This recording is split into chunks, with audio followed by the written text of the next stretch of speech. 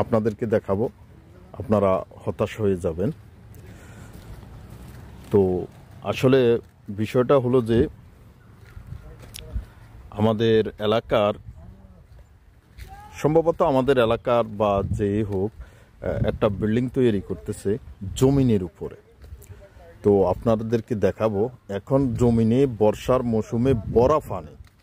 আপনারা দেখেন, আমি আপনাদেরকে দেখাচ্ছি, অবশ্যই আপনারা দেখবেন যে কি কন্ডিশন। তো দেখেন, আসলে এখানে কাজটা কিন্তু পাথর দিয়ে করা হয়েছে, পাথর আছে, ইটের খোয়া আছে, লাল বালু দিয়া, তারপরে মিক্সার মেশিন আছে। এই যে আমি দেখাচ্ছি, এখানে একটা মিক্সার মেশিনও আছে। তো দেখা গেছে যে আপনারা দেখেন, মোটামুটি এই যে বর্ষার পানিতে এই যে কলমগুলো লোহার রড দিয়ে রাখা হয়েছে, এটা কি সঠিক মনে করেন আপনি? দেখেন, একটা হাই কনস্ট্রাকশন বিল্ডিংয়ের কলামগুলি এভাবে পানিতে রাখা হয়েছে, তাও আবার প্রায় 12 লোহার রড দিয়ে করা হয়েছে। আপনারা দেখতেছেন, একটা হাই কনস্ট্রাকশন করে কাজটা করা হয়েছে, পাথরের ডালাই। এর ভিতরে এইভাবে 5-6 মাস যদি পানির নিচে লোহাগুলো থাকে, এই লোহাগুলোর আসলে কি আপনি মনে করেন যে ওয়েট থাকবে কি থাকবে না? আপনারা বলেন, আমি কি বলবো। এই যে রিমঝিম বৃষ্টি হচ্ছে, বৃষ্টির ভিতরে আসলে আমি শ্যুট করতেছি। তো আসলে বিষয় হয়েছে, আমাদের কিছু অবহেলার কারণে আমাদের কনস্ট্রাকশনের কাজগুলি নষ্ট হয়ে যায়। তো দর্শক, আসলে টাকা খরচ করে কাজ করব, একটা সুন্দর লোকেশন সেরকম একটা লোকেশন আছে, এখান দিয়ে রাস্তা আছে, তারপরে কাজগুলো করা হয়েছে। এই যে দেখতেছেন, পাথর দিয়ে কাজ করা হয়েছে, কিন্তু বিষয় হয়েছে যে আপনি অবহেলা করেছেন।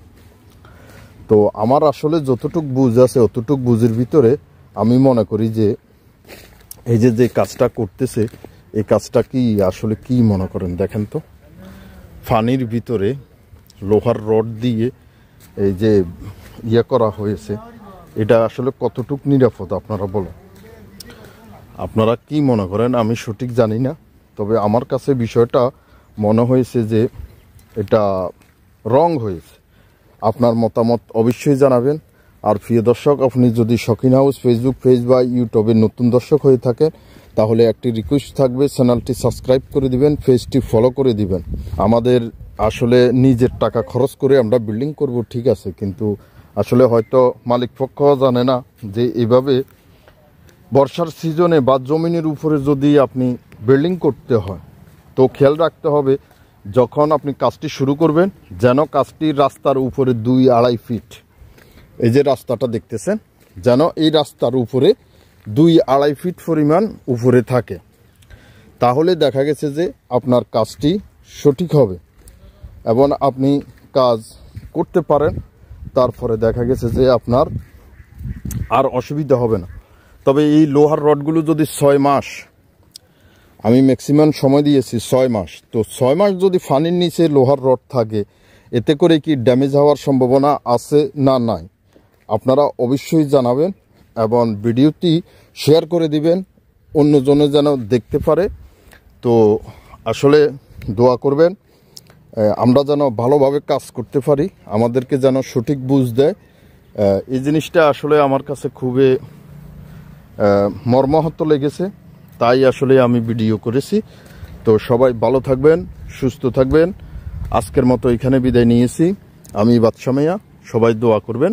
আসসালামু আলাইকুম ওয়া রাহমাতুল্লাহি ওয়া বারাকাতুহু।